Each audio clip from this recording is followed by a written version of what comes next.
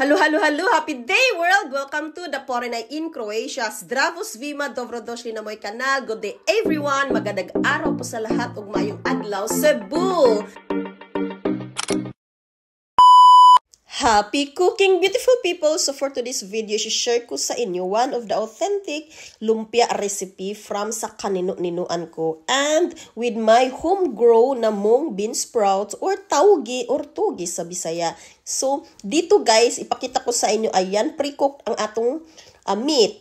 Meat be beef, chicken, or pork. So lutuin ko siya talaga para pag nag-deep fry na tayo, ano na lang, kunti na lang, pakuratan na lang nato sa mantika. And I want it crispy or crunchy ang ating lumpia. Ayan, brown talaga, parang sunog, charis. So ayan guys, this is the only Filipino na pagkain na kakainin ng aking tata and biba. So ayan guys, napakasarap. No need na tayo mag-rice dahil yung wrapper pa lang niya is flour na siya, diba? So ayan si Angela nakakain ng 10 pieces at kami, ayan, nagyahalang big takiliray nga paso kay init. Ang sarap kasi pag mainit guys ang lumpia. So from I think mga 20 pieces na yan guys. So kunti na lang ang natira, mga dalawa. So ayan, so ipakita ko sa inyo from food made from scratch. So ayan guys, from minces, the meat as well as the spices. Imi-mince ko siya. Ako talaga ang mag-mince. So bibili na lang ako ng meat, kung anong meat, tapos ako ang magaganyan-ganyan. So, enjoy the video!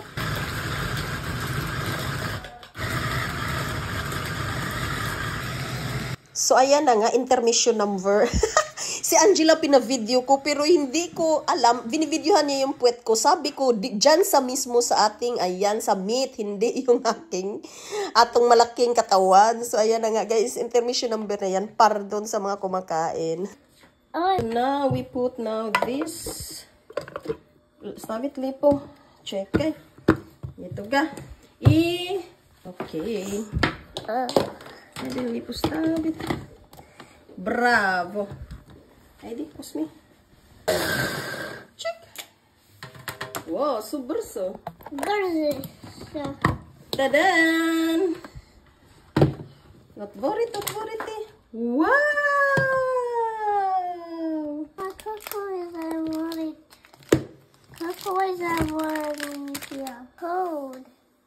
And here's our wrapper. Croatian wrapper is different unlike sa Pilipinas or sa Cebu na mga pre-cut na siya. Pre-cut na siya ng mga pambalot or lumpia wrapper or any na irarap natin or shumay. So dito sa Croatia, one whole sheet siya bibilhin at ilang piraso madami rin. And then ika-cut natin into 4 pieces. So 1/2 and then 1/4. Para ka rin nagka-cut ng papel guys. So ganoin. Tsaka, dito sa Croatia, isa lang yan, wala siyang, hindi yan maalat or plain lang, plain ang niya, texture or lasa. Sa Pilipinas, meron tayong unsalted, diba, na wrapper. Tsaka, sa Pilipinas ka ng lisod bitaw siya, himay-himayon, kaya nagpilit. So, kani siya dire-dili. Mura lagi siyang papel siya. Literal. And then, ayun na nga. So, 1/2, 1/4. I-divide natin yan o ika-cut natin. And with beside me, ang aking napakakulit na Angela, gusto niya mag-help daw sa akin. So, why not? Bahala na magmimessy ang ating kusina. So, ito na, pre-cook na tayo sa ating filling.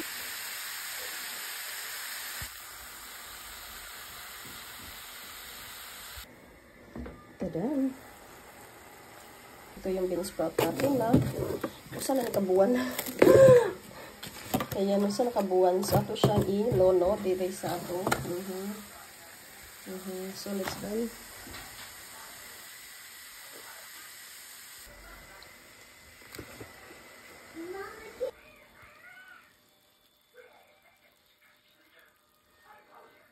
And then, water and this.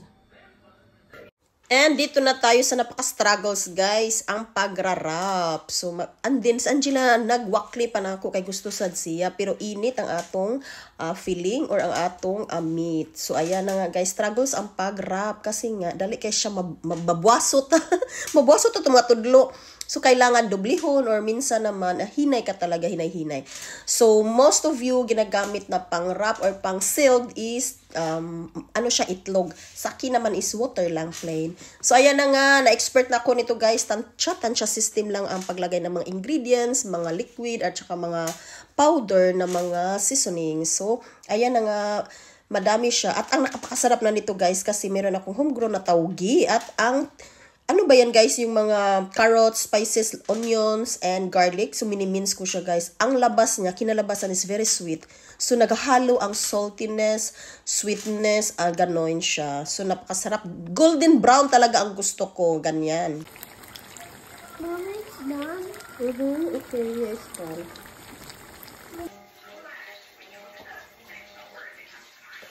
So, another intermission number. Pasensya na. Ganun talaga ako guys pag nasa kusina or magluluto ako, especially paborito ko na yan. Meron talaga tayong dance, sing and dance number pa yan. At si Angela ang kulit, gusto na niyang kumain. Sabi ko mainit pa, uy.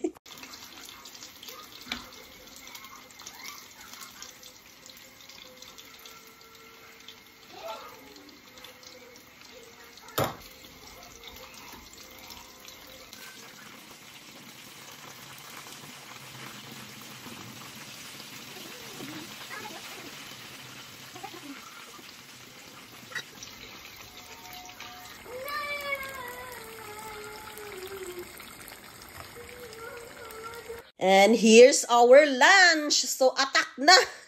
Mag-attack na tayo kasi gutom na. Gutom na si Angela, gutom na rin ako. At nakakaano niya guys, appetizing ang kanyang amoy. Mabango. Si Angela panay balik sa kusina.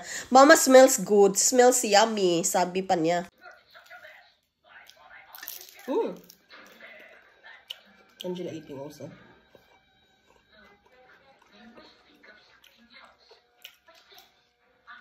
Lagyan natin ng.